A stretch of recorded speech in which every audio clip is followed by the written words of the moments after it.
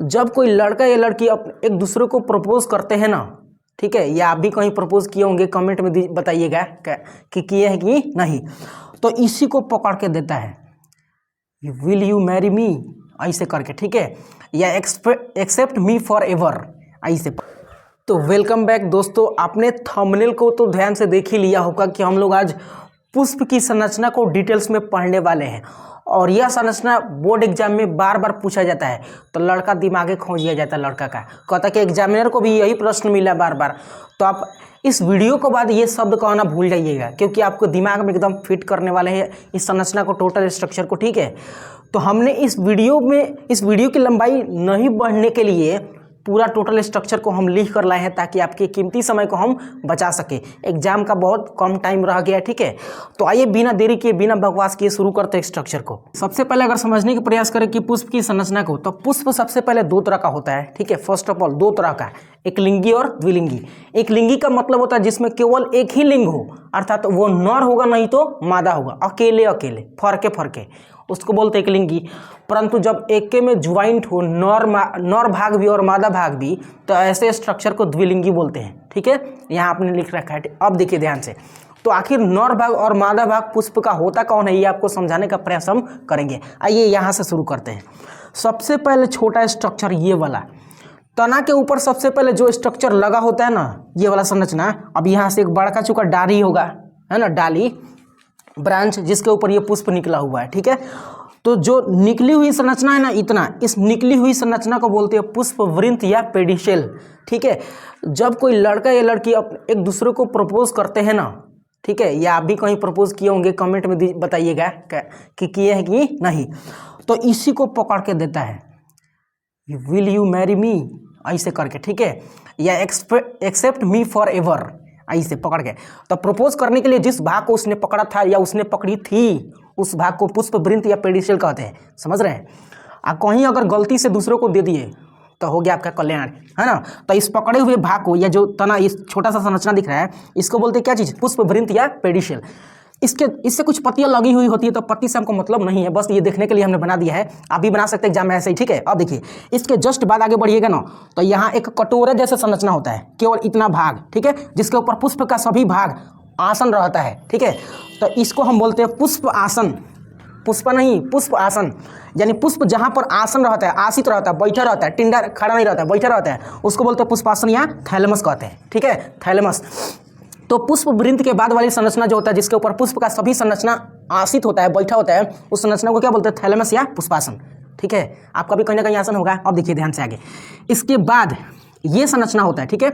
यानी आप देखिएगा ना, जब पुष्प खिला नहीं रहता है, भंवरे ने खिलाया फूल, भंवरे ने पुष्प नहीं खिलाया था, ठीक है। देखिए ये पुष्प का जो बाहरी स्ट्रक्चर है ना, जो ग्रीन टाइप से दिख रहा है, ठीक है, जब ये पुष्प खिला नहीं रहता है, तो ये संरचना कुछ ऐसे होता है, इस तरह से, इसके अंदर ही रहता है सब सामान, ऐसे, है ना, इस तरह से रहता है। तो बाहरी स्ट्रक्चर को बोलते हैं बाह्य दलपुंज, कैलिक्स, क्या बोलते हैं, कैलिक्स। बहुत सारे कैलिक्स के वजह से ये सब ढका होता है अंदर, एकरिया। और जब ये बाहरी हो जाता है तो अंदर से निकलता है इस तरह से करके, ठीक है, सभी पार्ट्स। तो बाहरी संरचना को, ये वाला संरचना दिख रहा है, इसी संरचना को क्या बोलते हैं, तो इसको बाह्य दलपुंज कैलिक्स बोलते हैं। और इसमें दो तीन स्ट्रक्चर होता है, तो एक ही संरचना को कहते हैं सेपल, यानी बाह्य दलपुंज या कैलिक्स के यूनिट को बोलते हैं सेपल, ठीक है। बाह्य दलपुंज या कैलिक्स के इकाई को क्या बोलते हैं, सेपल बोलते हैं। सेपल के ग्रुप को कहते हैं कैलिक्स। तो इसका क्या फंक्शन होना चाहिए, इसमें इस तरह से बाहर है, तो ये पुष्प के सभी अंगों को प्रोटेक्शन देता है। क्या देता है, प्रोटेक्शन। कली अवस्था में पुष्प के सभी अंगों को प्रोटेक्शन कौन देता है, तो बाह्य दलपुंज, कैलिक्स या सेपल देता है, याद रखिएगा, ठीक है। अब देखिए, ये प्रकाश संश्लेषण भी कर सकता है, क्योंकि इसके अंदर क्लोरोफिल नामक स्ट्रक्चर होगा, ठीक है, कर सकता है। अब देखिए, जैसे ये बड़ा होगा, वृद्धि करेगा, तो इसका ढकने खुल जाएगा, तरिया खुलेगा, तो पुष्प के अंदर के सभी संरचना निकलेंगे बाहर, ठीक है। उसमें लाल होगा तो लाल निकलेगा, गुलाबी होगा तो गुलाबी निकलेगा। देखिए ध्यान से आगे, अब पुष्प का वह भाग जो पूरा कलरफुल था, कलरफुल माने लाल हो सकता है, गुलाबी हो सकता है, पीला हो सकता है, नीला हो सकता है, हरा हो सकता है, ठीक है। तो कलरफुल स्ट्रक्चर को बोलते हैं दलपुंज या कोरोला, नॉट करैला, कोरोला बोलते हैं, कोरोला, दलपुंज, ठीक है। और दलपुंज तो बहुत सारे होते हैं, किसी में 5 होता है, किसी में 6 होता है, किसी में 4 होता है, किसी में 3 होता है, कलरफुल वाला। तो उस एक इकाई को क्या बोलते हैं, पेटल बोलते हैं, पेटल, पेटल बोलते हैं, ठीक है, पेटल। आपने देखा कि बाह्य दलपुंज की इकाई को सेपल बोलते हैं, इसके इकाई को क्या बोलते हैं, petal, sepal, petal, petal, sepal, sepal, petal, याद रखिएगा। तो कलरफुल भाग को क्या बोलते हैं, सेपल बोलते हैं। आइए आगे बात करते हैं। सेपल वही भाग था जब उसने या उसने वेट करने के लिए कह रहा था कि वो आएगा वो नहीं आएगा, या फिर ऐसा भी हो सकता है कि वह आएगी या नहीं आएगी। मतलब जब प्रपोज किया रहता है ना फूल के दलपुंज को निकाल कर फेंकता है इसे कि वो आएगा वो नहीं आएगा, इस तरह करके, ठीक है। यानी जो निकालने वाला सेक्शन था वही क्या था, तो दलपुंज था जो कलरफुल होता है। इसके बाद बात करते हैं हम, ठीक है। अब देखिए इस बीच में ना एक बैगन के जैसा आपको दिख रहा है स्ट्रक्चर, हालांकि बैगन है नहीं, यही भाग होता है मादा भाग, केवल इतना सा भाग। जो इसमें देखिए ये भाग क्या होता है, मादा भाग। तो मादा भाग को हम लोग बोलते हैं गाइनोसियम। क्या बोलते हैं, गाइनोसियम। इसके 3 भाग होते हैं, कितने भाग, 3। सबसे पहले ये जो अंडाकार स्ट्रक्चर दिख रहा है, इस अंडाकार स्ट्रक्चर को बोलते हैं क्या चीज़, अंडाशय या ओवरी। उसके बाद इतना लंबा स्ट्रक्चर जो दिख रहा है इसको बोलते हैं वर्तिका या स्टाइल। और सबसे टॉप पार्ट इसको बोलते हैं स्टिग्मा या वर्तिकाग्र, ठीक है, याद रखिएगा आपको।